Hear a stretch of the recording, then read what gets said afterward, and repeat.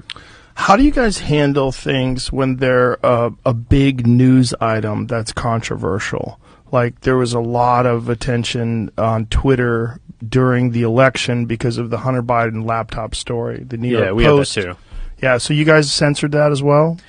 So we took a different path than Twitter. Basically the background here is the FBI, I think, basically came to us, some folks on our team, and was like, hey, just so you know, like, you should be on high alert. We thought that there was a lot of Russian propaganda in the 2016 election.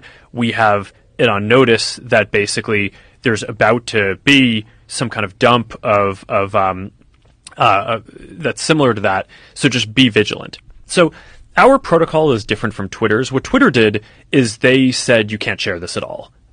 We didn't do that. What we do is we have, if something is reported to us as potentially misinformation, important misinformation, we also have this third-party fact-checking program because we don't want to be deciding what's true and false. And for I think it was 5 or 7 days when it was basically being determined whether it was false, the distribution on Facebook was decreased, but people were still allowed to share it. So you could still share it, you could still consume it. So when you say the distribution is decreased, it got shared. How does that work? It basically, the ranking in newsfeed was a little bit less. So fewer people saw it than would have otherwise. So it definitely... By what percentage? I don't know off the top of my head, but it's meaningful. But basically, a lot of people were still able to share it.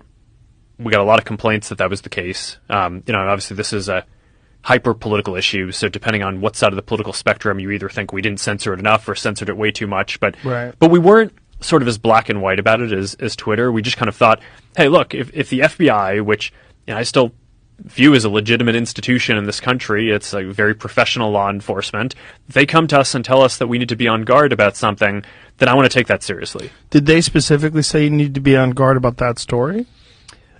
No, I don't remember if it was that specifically, but it basically fit the pattern.